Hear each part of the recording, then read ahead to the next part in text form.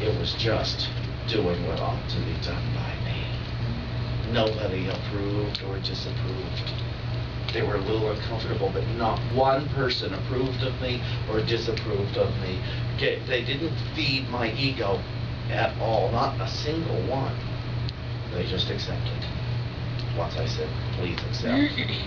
And that was the end of it. And I walked away free and undramatic about that. But I was free. I didn't have the secrets, and I had a handful of keys to my prison cell, a big handful of keys that I kept taking back where I had placed them. So imagine taking all of your past, moving on into freedom. Moving on into freedom. Anything you ever thought you have done wrong in your life, ask Spirit to redefine it for you, to rethink it for you. So that it doesn't mean you go out telling all your secrets, but there still won't be any secrets to tell. You'll tell those who are necessary, and the rest you will just set aside, so that your life is one of more transparency. Nobody can come and get you. Nobody can come and attack you, because you're busy being the authentic you. You've moved on into your God self. You've moved from hiding as what you were afraid you might be into what you are, and you used all the stuff you were afraid of to do it. You used every awful, terrible, ugly thing in your life to love God and be loved by God, because God doesn't see ugly or terrible or bad. God doesn't perceive any of that, and God never did. God sees us as love. So God, using God to transform our thoughts, to transform our perceptions, so that suddenly we have moved on into freedom, into peace, into love. Now, it'll cost you a little bit. It'll cost you your resentments. It might cost you sickness. It'll cost you self-loathing. It will cost you all of your opinions and all of your perceptions. And I know some of you are afraid of losing that. The other night, I asked a friend of mine the question, what are you most afraid it will cost you to surrender what you think you know to the love that God is? And she said, I know right away, my shame. I'm afraid it will cost me my shame. I've been using my shame for a lot of years, and I don't know what I'm going to do without it. And as I told you, Roger said he's afraid of losing his grandiosity, that he'll become big and famous, and it won't matter because there'll be nobody to thumb his nose at. And he has a few. He's still waiting to do that too once he becomes big and famous. And he's afraid there won't be anything but love. Some of us are very afraid of losing what doesn't work for us. Move on into, there's got to be something better than that. Let's face it, there's something better than resentment. There's something better than being right. There's something better than our doubts. Move on into peace. Move on into love. Move on into joy.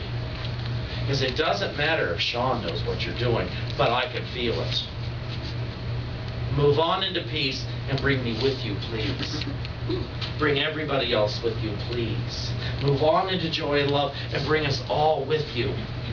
What if you're the one that's responsible for saving the world and you've been ignoring it because you're afraid you won't get to have dishy conversations?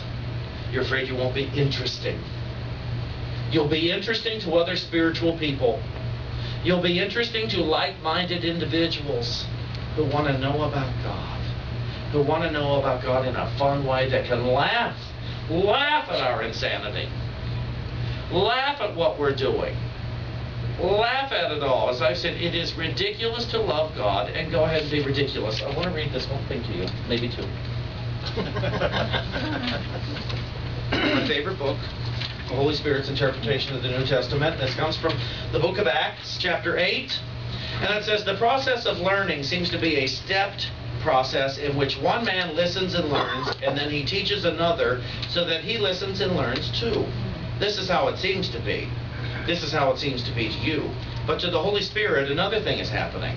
I have told you there is one Son of God. And we're not talking about Jesus. We're talking about one Son of God. We're all it. So I've told you there is one Son of God, and I've told you that the Holy Spirit has one plan for one Son of God. This is how the Holy Spirit sees. He sees one. And this is what the Holy Spirit knows. There is one mind in need of awakening. So this is how the Holy Spirit works. He works through you to awaken one mind unto itself. When the Holy Spirit looks at the world, it does not see holy men and men of darkness. It does not see men at all. It does not see men who are right in what they do and men who are wrong. It does not see men at all. It is the ego who separates men from one another and judges them. It is the ego who sees men of one purpose and men of another. The Holy Spirit sees only one purpose. And all things that seem to be of the world serve the one purpose he sees. So when you look at this story, see only one thing. See the spreading of light within an awakening mind. And then you see with the Holy Spirit. You want to see with God. You want to see as God sees. Because you want to move on from doubt into freedom. From doubt into freedom. Imagine moving on from that. Here we go.